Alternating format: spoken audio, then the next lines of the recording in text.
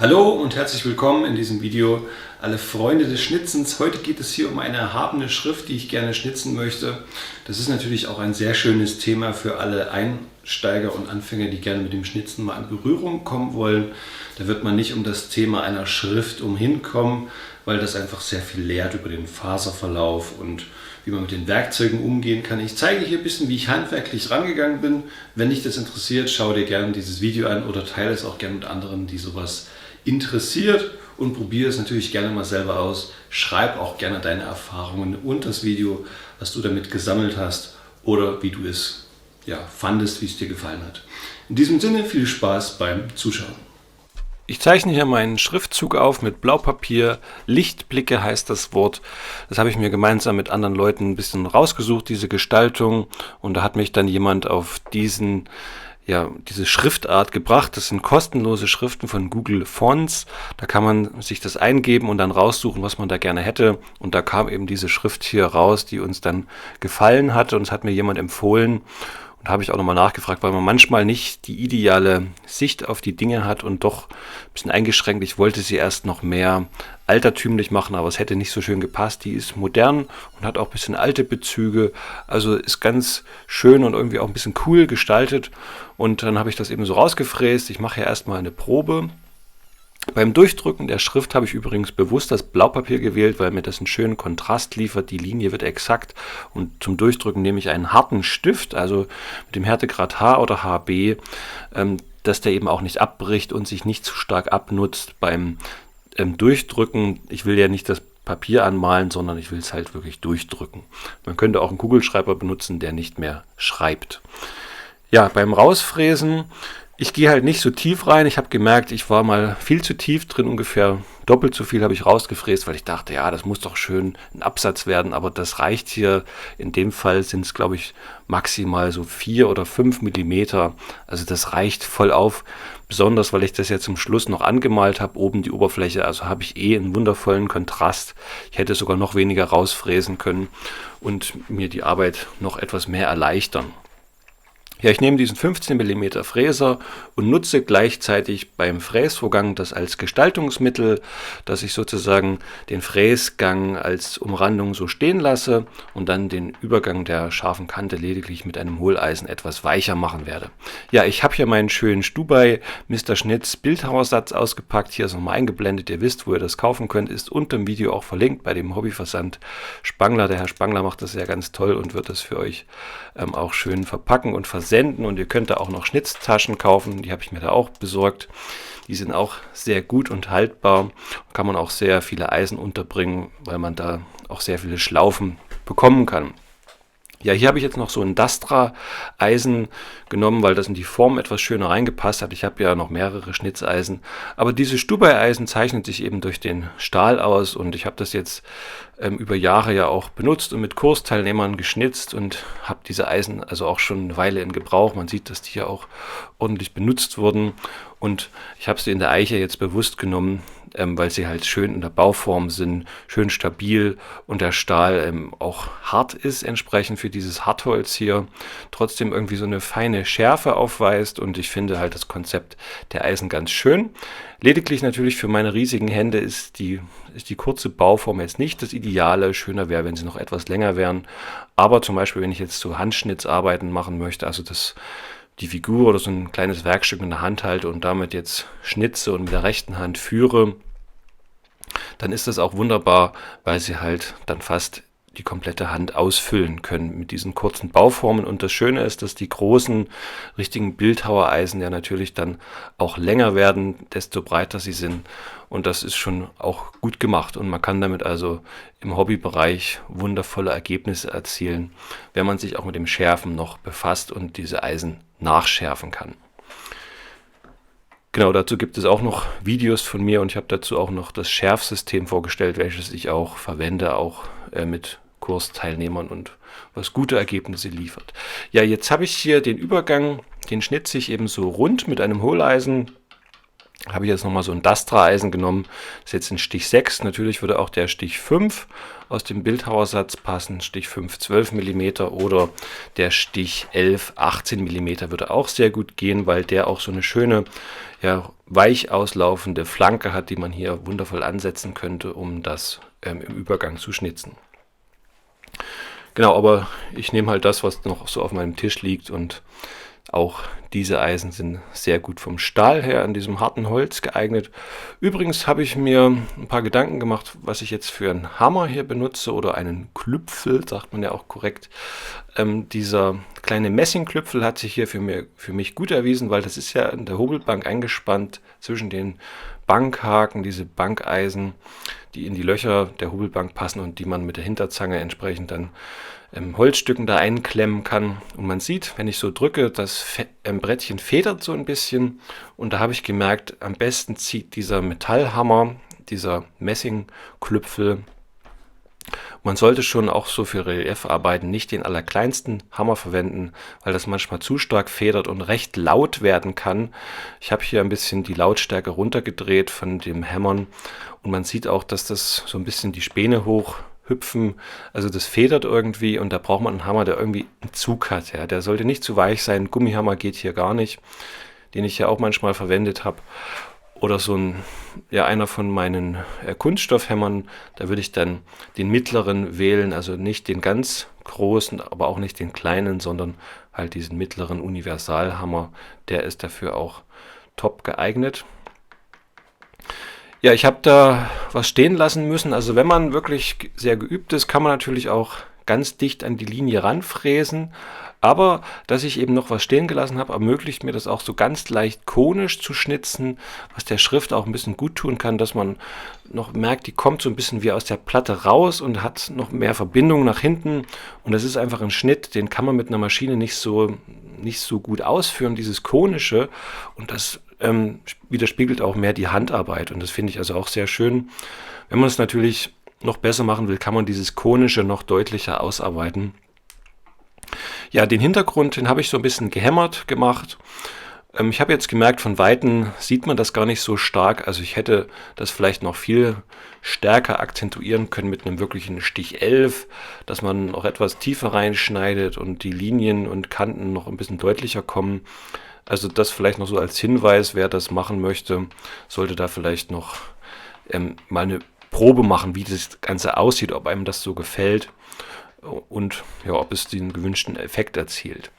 Das Gehämmerte, das sieht man eben auch oft nur, wenn der Schatten entsprechend gut kommt, wenn der Lichteinfall gut ist. Diese Reliefe wirken oft nur durch den Lichteinfall, der dann auch ideal sein muss, insbesondere wenn sie nur geschnitzt sind, wenn sie jetzt nicht noch farblich abgesetzt sind. Aber ich werde das ja dann auch noch farblich absetzen. Es kann natürlich auch sein, die Farbe hat mir so ein bisschen die Show dieser gehämmerten Schnitte hier gestohlen. Ja, hier, wenn ich diese Übergänge schneide, wenn ich diese schöne Rundung schneide, dass das so etwas weicher aussieht, dann muss ich natürlich immer schön mit der Faserrichtung arbeiten. Das Ganze muss geübt werden, dass man auch spürt, wenn ich gegen die Faser schneide. Aber man kann sich vielleicht so grob merken, dass ich eigentlich immer vom höchsten Punkt runter zu schneiden muss, also den Berg runter zu schneiden muss. Wenn ich mir diese Teile so ein bisschen als Berge vorstelle, ja, das ist jetzt hier wie so eine kleine Bergspitze und ich schneide von der Spitze eben entsprechend runter, weil die Faser hier in dem Fall quer verläuft und dann passt das mit dem Faserverlauf. Und wenn ich unten an der tiefsten Stelle bin, muss ich bei der anderen Rundung eben von oben wieder runterschneiden. Und dort, wo sich die Schnitte treffen, das ist immer natürlich etwas schwierig, dass das dann wirklich glatt wird.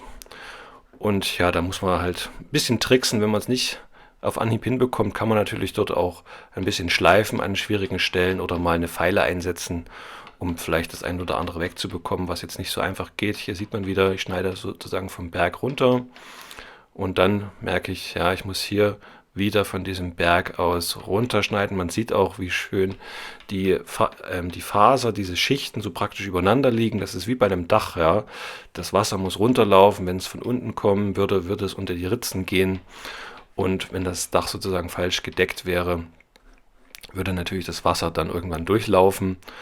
Und ja, das Holz kann man eben tatsächlich nur mit der Faser schneiden und das limitiert natürlich auch manche handwerkliche Vorgänge und das Ganze muss man so ein bisschen erspüren und dafür schnitzt man ja, dass man das ins Gespür bekommt. Auch beim Handschnitzen ist das manchmal ja nicht ganz klar, wann der Faserverlauf wechselt, gerade wenn man so im Längsholzbereich arbeitet. Jetzt hier auch auf dieser Rückseite der Platte habe ich manchmal gemerkt, der Schnitt will jetzt etwas reinziehen, dann muss ich wieder von der anderen Seite kommen oder eben auch mal querschnitzen.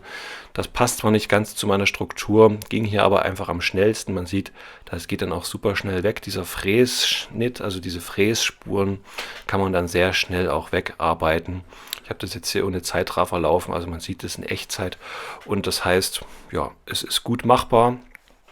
Das sind sehr beliebte Hobbyschnitzarbeiten. Eigentlich die meisten Hobbyschnitzer, die ich kenne, haben schon mal so eine Schriftplatte gemacht. Sowas sollte man auf jeden Fall mal gemacht haben und da kann man auch Leuten eine Freude machen. Auch ich habe hier in dem Fall für jemanden das ja als Geschenk gemacht oder da ein bisschen mitgeholfen. Und das habe ich sozusagen noch nach Feierabend gemacht.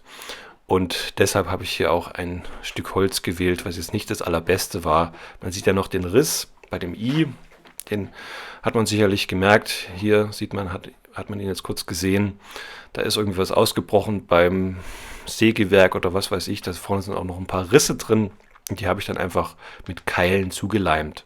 Ja, das Ganze dann einfach nach hinten durchgezogen. Man sieht dort den ausgesetzten Keil, einfach ein Stück Eiche habe ich da reingeleimt und das dann noch ein bisschen farblich angepasst. Und auch die anderen Fehlstellen habe ich so mit kleinen Keilen ausgesetzt, weil ich es da noch ein bisschen gebeizt habe und man das nur von weitem sieht und es einfach darum geht, dass es auch der Witterung etwas entgegenzusetzen hat. Deshalb habe ich so ein Eichebrett genommen und das ist hier völlig ausreichend und hat für diesen Zweck ja seinen Dienst erfüllt.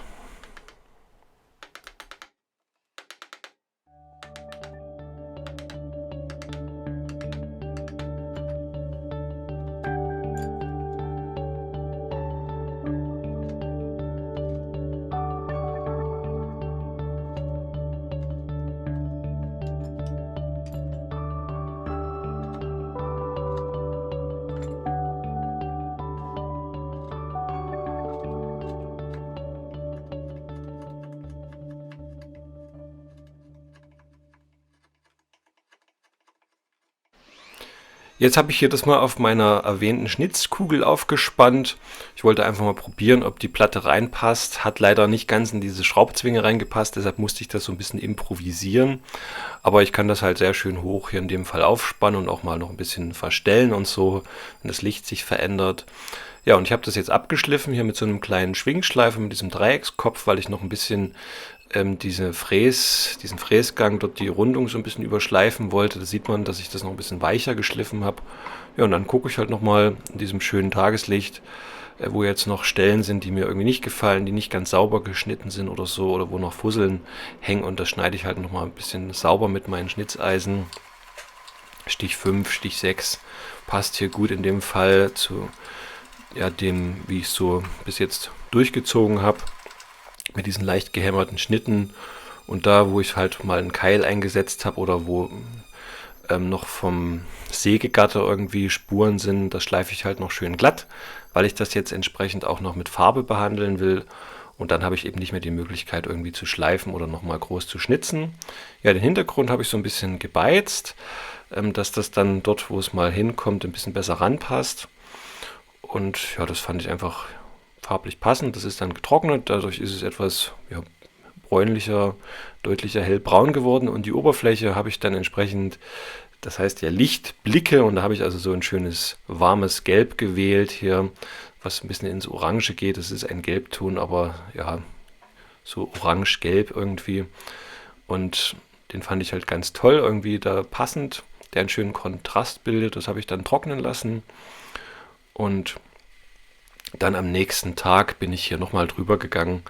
Also 2 Schichten, dass es wirklich deckend ist, weil eine Schicht doch das Holz noch etwas durchschimmert und so sieht es etwas satter und klarer aus. Und das kann man natürlich auch dann einfach restaurieren. Das ist einfach so ein Lack, der auf Nitro-Basis oder so, der eben aushärtet und auch witterungsbeständig ist. Den Hintergrund der Platte habe ich dann ganz normal mit so einem Gartenmöbel Teaköl hier geölt. Und das kann man ja auch für Hartholz-Gegenstände benutzen, und das hier ist ja Eiche. Also das geht und passt. Ich habe gemerkt, es zieht relativ tief ein. Da könnte man vielleicht noch eins nehmen, was irgendwie etwas dicker ist, dass es noch mehr an der Oberfläche hängen bleibt. Und hier sieht man jetzt das fertige Ergebnis. Ja. Die Platte habe ich so ein bisschen gebeizt, dass sie zu der Kiefer irgendwie mehr sich angleicht, und das Gelb bildet halt einen schönen Kontrast. Und das ist so eine Box hier an der Straße, am Fußweg. Und das ist so eine Hauptstraße in dieser Stadt. Und da kann man sich jetzt was rausnehmen, wenn jemand zum Beispiel irgendwas da haben will, irgendwelche Nahrungsmittel oder Kleidungsstücke. Und man kann auch was reintun, um anderen eine Freude zu machen, die das vielleicht brauchen.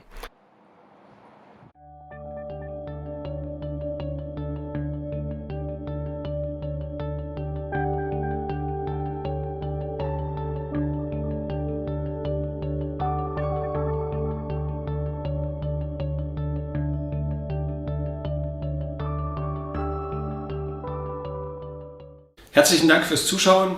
Gib mir hier gerne einen Daumen nach oben, abonniere gerne den Kanal, dann verpasst du keine Videos mehr. Schalt beim nächsten Mal gerne wieder ein und schreib auch gerne einen Kommentar und interagiere hier ein wenig und lass uns und auch die Zuschauer mit an deiner Meinung teilhaben oder was du eben für Erfahrungen gesammelt hast. Vielleicht hilft es ja auch anderen weiter.